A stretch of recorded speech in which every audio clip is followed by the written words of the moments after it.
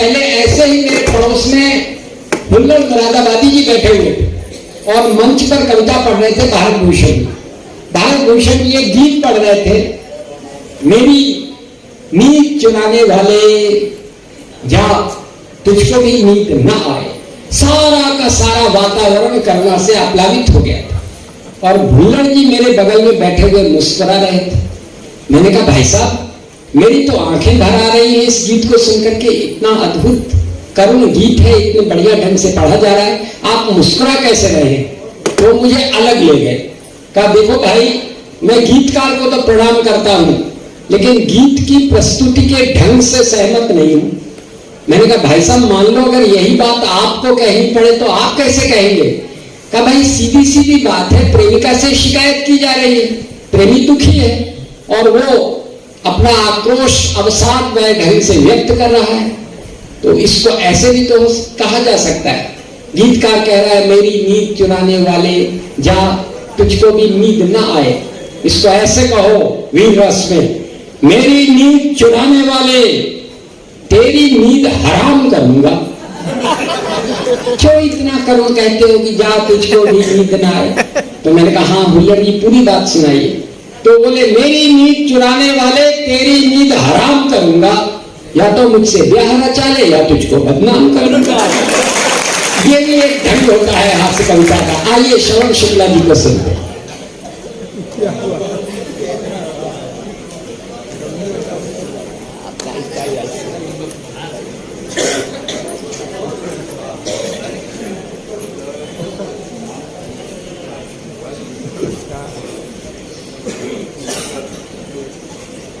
समृद्ध मंच और प्रबुद्ध श्रोता, ये सदैव मेरे लिए संकट का विषय रहे हैं।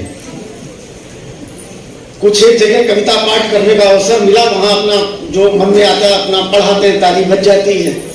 लेकिन जब मंच पर बुद्धिनाथ जी हो और अंबर जी का संचालन हो तो संकोच होता है कि हम क्या लिख रहे हैं और किसके सामने पढ़ रहे हैं। इस सम्मानित मंच को प्रणाम करता हूं, आप सबको प्रणाम करता हूं। और एक बात मुझे बहुत अच्छी लगी, चूंकि कानपुर का ही हूं, गरिमा जी ने 2 गीत यहां पढ़े। पहला गीत तो इतने उच्च स्तर का था, लेकिन तालियां दूसरे गीत पर ज्यादा बजी। तो कानपुर की इस सांस्कृतिक चेतना को प्रणाम करता हूं।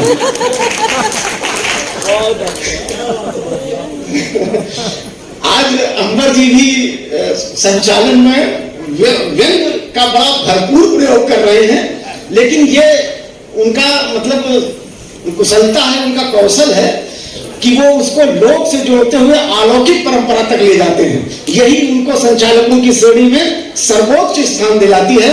उनके चरणों में प्रणाम करता हूं। और श्रवण कुमार मेरा नाम है, लेकिन मुझे कभी कभी महसूस होता है कि हर पिता अपने बच्चों के लिए श्रवण कुमार होता है।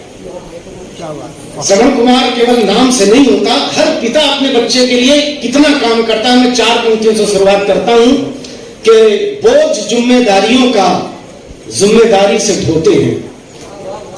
बोझ जिम्मेदारियों का जिम्मेदारी से ढोते हैं, भीषण कसमकस में भी धैर्य कहां खोते हैं। और मां होती है अगर भगवान का दूसरा रूप, तो पिता भी किसी भगवान से कम नहीं होते हैं। तो पिता भी किसी भगवान से कम नहीं होते हैं। और हास्य व्यंग के लिए मुझे बुलाया है, नाम है मेरा श्रवण कुमार। अब संस्कार की बात चल रही है, विद्यालय का कार्यक्रम है, आलोक विद्या मंदिर के छात्र भी बैठे हैं। एक अध्यापक अपने बच्चों को पढ़ा रहे थे कि बेटा तुम्हें श्रवण कुमार बनना चाहिए, तुम्हें श्रवण कुमार बनना चाहिए। एक लड़का खड़ा हो गया, बोला मास्टर साहब बन तो जाएं, पहले माँ बाप अंधे तो हों।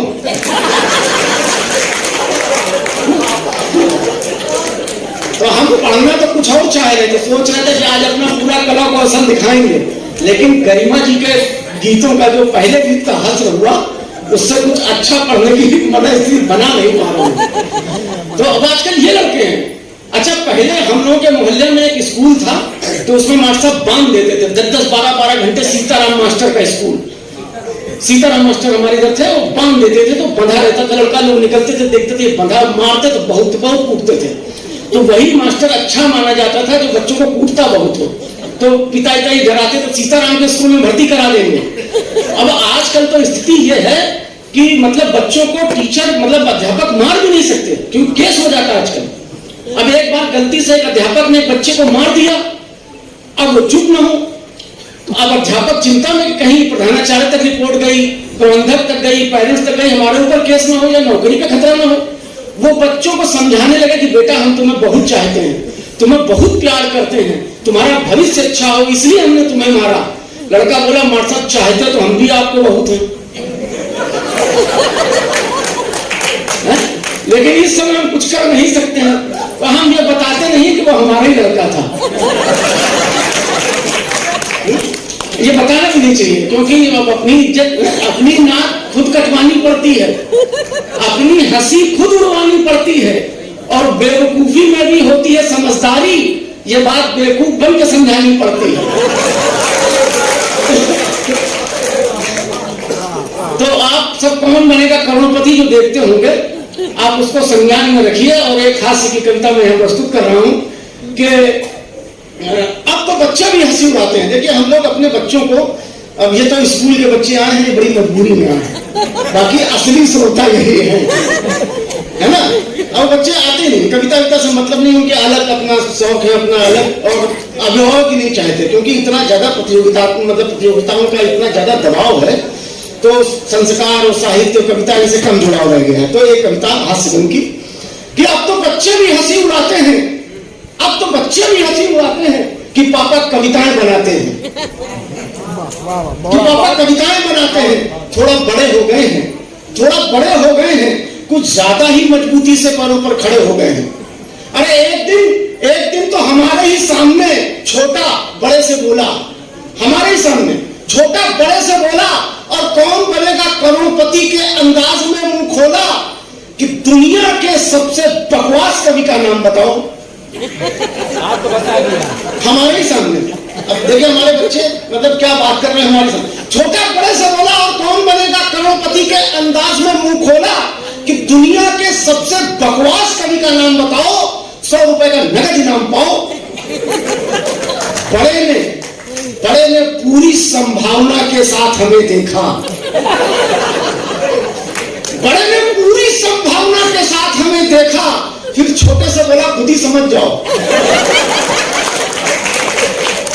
फिर छोटे से बोला खुद ही समझ जाओ। अरे छोटा बोला ऑप्शन तो आने दो, अरे विकल्प तो बतलाने दो। ए राधेश्याम मिश्र, बी प्रशांत उपाध्याय, सी कमलेश शर्मा, बड़ा बोला डी को लाभ कर दो, बड़ा बोला डी को लाभ कर दो, फाइनल ब्लॉक कर दो। हमने कहा बेटा डी का भी तो नाम सामने आने दो, हमने कहा बेटा डी का भी तो नाम सामने आने दो। वो बोला पापा बहुत सी बातें समझी जाती हैं, समझाई नहीं जाती, खुलकर बतलाई नहीं जाती। हमने कहा बेटा अब तो तुम हमारे मुंह पर हमारी हंसी उड़ा रहे हो, और इस करते में बिल्कुल नहीं शर्मा रहे हो, बिल्कुल नहीं शर्मा रहे हो।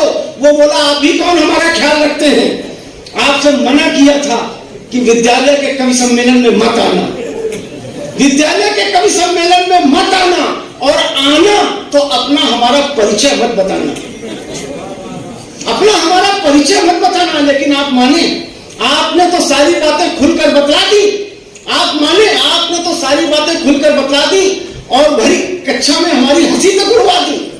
हमने कहा बेटा क्या कविताएं लिखना खराब है या भावनाएं व्यक्त करना पाप है? तभी अचानक बहस में बच्चों की मम्मी कूद पड़ी।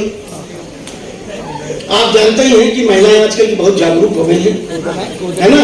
अच्छा देखिए कितनी अच्छी प्रेम की बातें गरिमा जी पढ़ रही थी कि वो खत और कागज उड़ता हुआ आया, इतना अच्छा लग रहा था। लेकिन जब यथा स्थिति से गुजरो तो ये कागज की जगह खुद ही उड़ते नजर आओगे, है ना। देखिए एक बड़े विचारक ने कहा कि युद्ध नहीं प्रेम करो। अच्छा लगा, अच्छा हर आदमी चाहता है प्रेम करो, युद्ध न करो। युद्ध नहीं प्रेम करो, और अगर दोनों साथ साथ करना चाहते हो तो फिर शादी करो। और हम लोग तो हो गई। अच्छा चाणक्य ने भी ये कहा, चाणक्य ने कहा जहां सम्मान न हो वहां नहीं जाना चाहिए।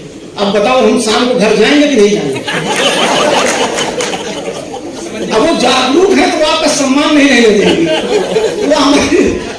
तभी अचानक बहस में बच्चों की मम्मी कूद पड़ी, अपने ही तर्कों के साथ जूझ पड़ी कि त्योहारों में जब रिश्तेदार घर पर आते हैं, इन्हें घर पर नहीं पाते हैं, तो हम नहीं, वो खुद बताते हैं कि कहीं कभी सम्मेलन में गए होंगे, खड़े होकर कविताएं पढ़ रहे होंगे, पता नहीं क्या एंग व्यंग सुनाते हैं, श्रोता ताली तक नहीं बजाते हैं।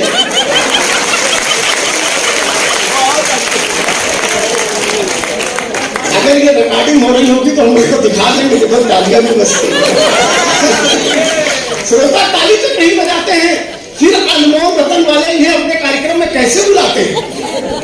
अच्छा भाई साहब, आपके भी सबके दोस्त हैं, ये राजनीति वाले हैं, इनके भी तमाम दोस्त होते हैं सबके, लेकिन आजकल दोस्त लगभग एक जैसे हो गए, क्योंकि दोस्तों के रहते दुश्मनों की जरूरतें नहीं पड़ती। अब वो हमारे घर आ जाएंगे, अब घर में बताएंगे, मान लीजिए टीवी में आ रहा है, कहीं प्रसारित हो रहा है, कहीं अखबार में छप गई, अब देखिए राधा जी के बगल में बैठे हैं। अब राधा जी से पूछिए कि हम बहुत इनके आदरणीय भाई हैं, लेकिन अब दोस्तों को कहाँ महसूस होगा? भाभी देख नहीं रही हो आप तो समझोगे नहीं भाभी, आप तो भाभी बिल्कुल गऊ हो भाभी। 27 साल से हमें मालूम हो कौन कितना सीधा और कौन कितना गऊ है। तभी अचानक हमारे कुछ मित्र अपनी भाभी के सामने कुछ ज्यादा ही आगे बढ़ गए, सीधा चने के झाड़ पर चढ़ गए और हमारा संबंध एक कवित्री के साथ जोड़ दिया और अन्य कवियों के उदाहरण देकर मामले को रोचक मोड़ दिया। अब हम उन्हें बार बार समझाते हैं, कसमें खाते हैं, विश्वास दिलाते हैं, लेकिन कुछ कौन तो मामले को और भी बिगाड़ जाते हैं। अच्छा, उसी समय कोई फोन है क्या और दिक्कत, कुछ कौन तो मामले को और भी बिगाड़ जाते हैं। आप सब सोच रहे होंगे, समझ रहे होंगे ये हम अपने घर की कहानी बता रहे हैं। अरे नहीं साहब नहीं, इसमें विकल्प ए, बी, सी, डी सभी आ रहे हैं। ये हर कवि के घर की कहानी है, हर कवि के घर की कहानी है, लेकिन अपनी तो बस इतनी जबानी है कि सबको हंसाने में कितना रोना पड़ता है और सबको अपनाने में बहुत कुछ खोना पड़ता है, बहुत कुछ खोना पड़ता है। बहुत बढ़िया।